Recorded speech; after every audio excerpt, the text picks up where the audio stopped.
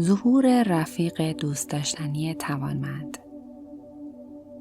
آیا تا به حال احساس کردی در جامعه‌ای زندگی می‌کنی که سکوت را نقطه ضعف می‌داند؟ چرا برونگرایی اینقدر ستایش می‌شود؟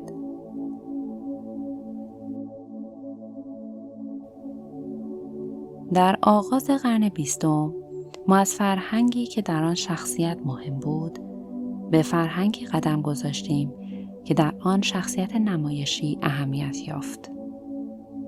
زمانی فضیلت‌هایی چون فروتنی، انضباط، فداکاری و صداقت از ارزش‌های اساسی به شمار می‌رفتند. اما با صنعتی شدن، شهرنشینی و رشد بازار آزاد، معیار موفقیت تغییر کرد. دیگر کافی نبود فردی درستکار باشی، باید تاثیرگذار به نظر می رسیدی. در تبلیغات، مدرسه ها، کلیساها و حتی روابط خانوادگی، کودکانی که ساکت‌تر بودند با هشدار روبرو می شدند. مردانگی به جای معنویت تبدیل به اعتماد به نفس اجتماعی شد.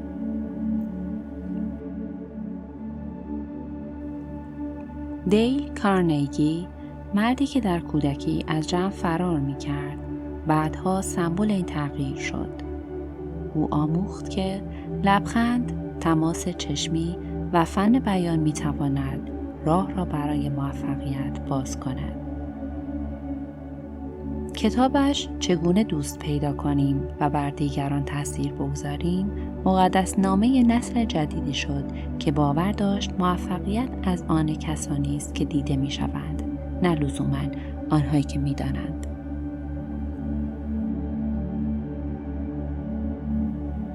افسانه رهبری کاریزماتیک. در دانشگاه هاروارد دانشجویان حقوق یاد می‌گیرند چگونه با اعتماد به نفس صحبت کنند، حتی وقتی نمی‌دانند درباره چه چیزی صحبت می‌کنند. برونگرایی تبدیل به پیش نیاز رهبری شده است. اما تحقیقات نشان می‌دهد که رهبران درونگرا به ویژه وقتی تیمی فعال دارند بهتر عمل می‌کنند. آنها گوش می‌دهند، اجازه می‌دهند دیگران بدرخشند و فضا می‌دهند برای رشد. رهبرانی مانند گاندی و روزا پارکس را به یاد آور. آنها فریاد نمی‌زدند، اما سکوتشان قدرتی نافذ داشت. آنها کاریزما را از درون می‌ساختند، نه از نمایش بیرونی. در جهانی که فریاد زدن ارزش شده، شاید لازم است یادآوری کنیم که قدرت گاهی در گوش دادن است، نه حرف زدن.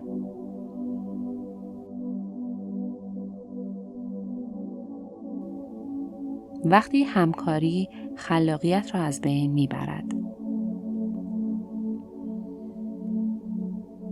ما در فرهنگی زندگی میکنیم که همکاری نه فقط تشویق، بلکه تحمیل می شود. دفاتر کار باز، جلسات پی در پی، پروژه های گروهی بی پایان. اما بسیاری از بزرگترین نوآوری ها در سکوت اتفاق افتادند. استیو در اتاقش تنها بود که اپل را خلق کرد. او گفت: هیچ وقت چیزی بزرگ را در گروه خلق نکردم. تنها کار کردم، چون تنها بودن خلاقیت را ممکن می کرد. تحقیقات نشان می دهد که افراد درونگرا، کسانی که از محرک‌های شدید دوری می کنند، در تنهایی عمیق فکر می کنند. اما فرهنگ ما این تنهایی را درک نمی کند. ما با دفاتر شلوغ مغزمان را از تمرکز تهی کرده ایم. اگر بخواهیم خلاق بمانیم، باید اجازه دهیم افراد به خلوت خود بازگردند، چون همه کارهای خوب لزوماً در جلسه ها شکل نمی گیرند.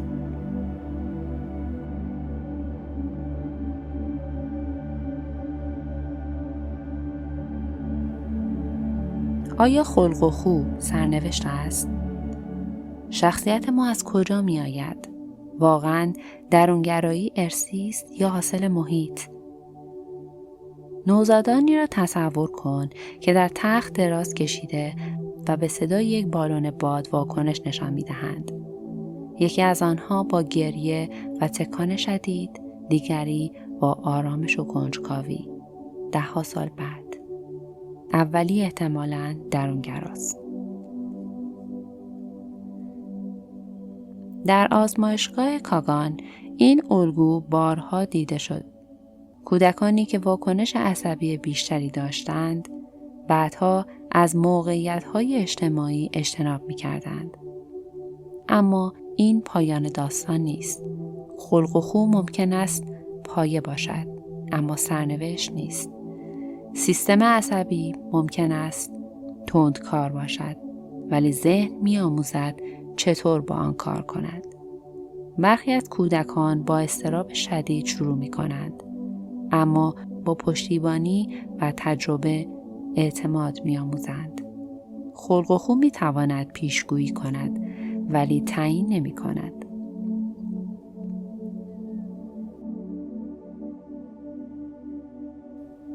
فراتر از خلق و خو.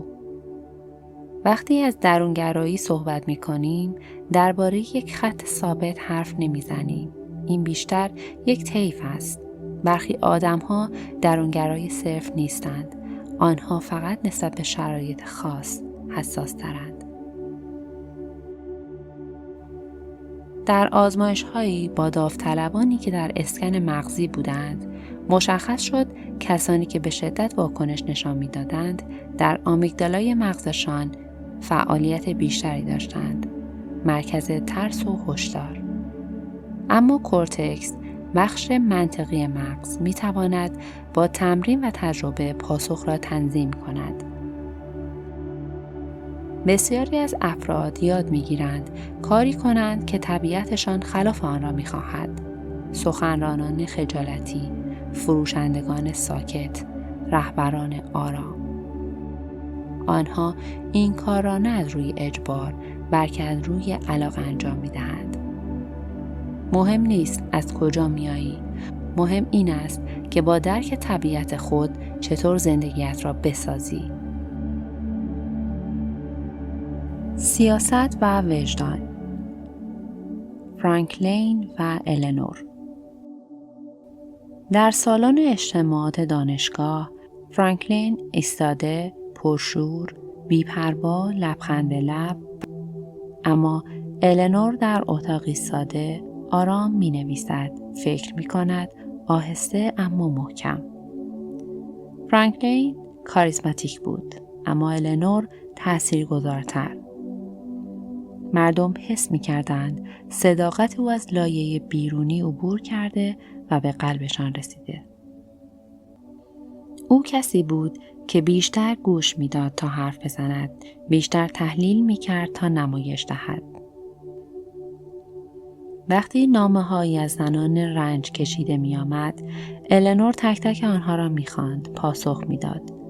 او نشان داد حتی در دنیایی که به هیاهو پاداش می‌دهد، هنوز صداهایی آرام هستند که عمیق‌تر اثر می‌گذارند.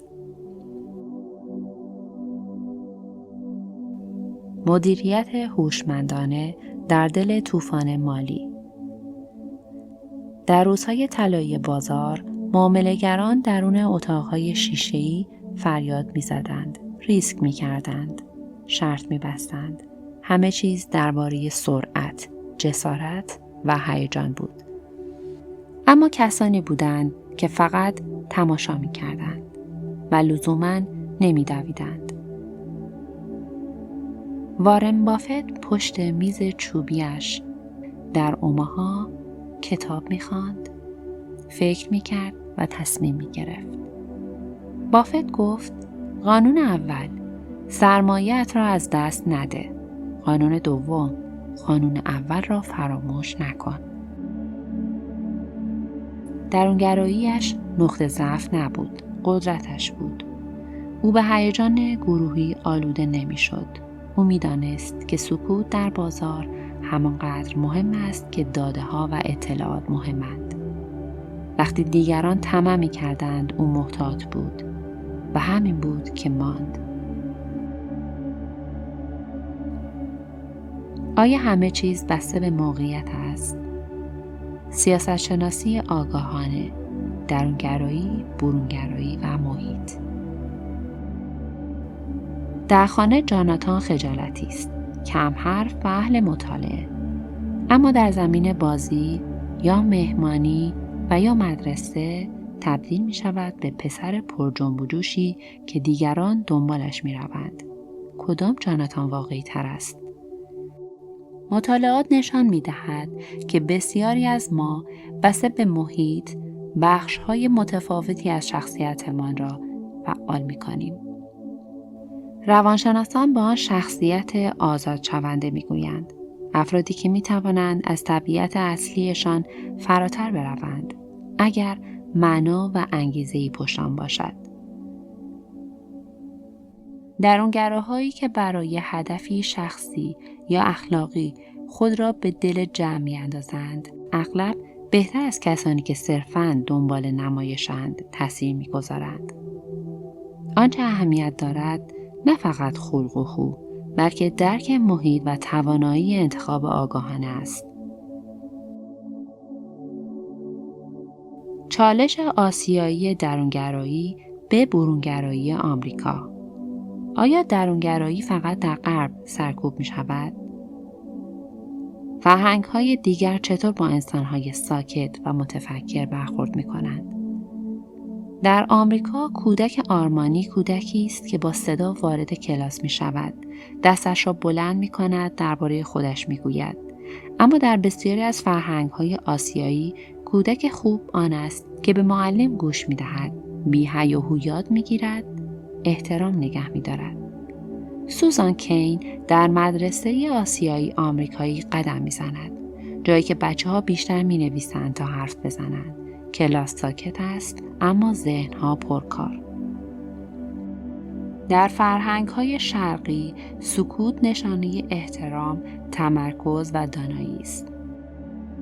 در فلسفه چینی مفهوم چی میگوید قدرتی که آرام و بی صداست میتواند عمیق‌تر، پایدارتر و تاثیرگذارتر باشد. برخلاف غرب که سخن گفتن را برتر می‌داند، شرق به توان درون ایمان دارد.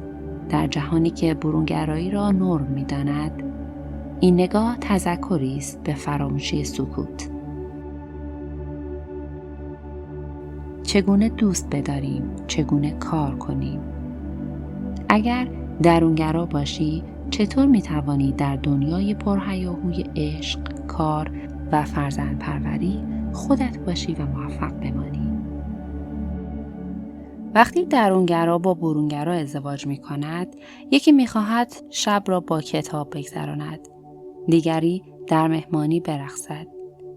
یکی سکوت را پناهگاه می بیند، اما دیگری زندان. اما همین تفاوت‌ها اگر با احترام همراه شوند، می توانند رابطه را غنی کنند. زوجهایی که یاد می‌گیرند فضای شخصی یکدیگر را بپذیرند، نه تغییر دهند، در نهایت صمیمیت عمیق‌تری تجربه می‌کنند. درونگرا می‌آموزد که گاه باید وارد صحنه شود و برونگرا می‌فهمد که گاهی عقب نشینی احترام است، نه بی‌علاقگی.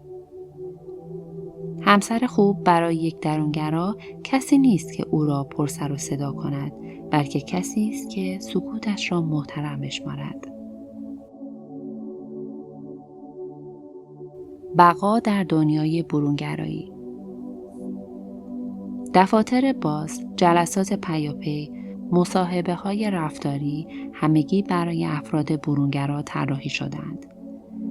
اما درونگرها زمانی بهترین بازده را دارند که بتوانند در تنهایی تمرکز کنند، نه برای فرار از جمع، بلکه برای دست یافتن به عمق. برخی از خلاق‌ترین افراد در سکوت شکوفا شدند، جایی که امکان داشتند بدون حواس پرتی فکر کنند. درونگرها به جای صحبت‌های سریع تصمیم‌های آهسته و عمیق می‌گیرند، به جای رقابت بر کیفیت تمرکز دارند. کین پیشنهاد می‌کند درونگرها باید صوت خودشان را پیدا کنند، اما نه به بهای نابودی طبیعتشان. و مدیران باید بدانند که همه افراد بزرگ نیاز به سکوت دارند. آیا می توانی کسی باشی که نیستی؟ درونگرهایی هستند که می توانند در صورت نیاز پر انرژی ظاهر شوند، اما به شرطی که این تلاش از جای درونی بیاید، از علاقه، باور یا معنا. این خود انعطاف پذیر نه دروغ است نه نقش بازی، بلکه بخشی از ظرفیت انسانی ماست برای رشد و پاسخ به موقعیت‌ها. با این حال فشار مداوم برای برونگرایی اجباری ممکن است فرسوده امان کند اگر مراقب منابع درونی ما نباشیم. اما راه حل چیست؟ تعادل، صداقت با خود، دانستن اینکه کی باید بدرخشی و کی باید بازگردی به درون.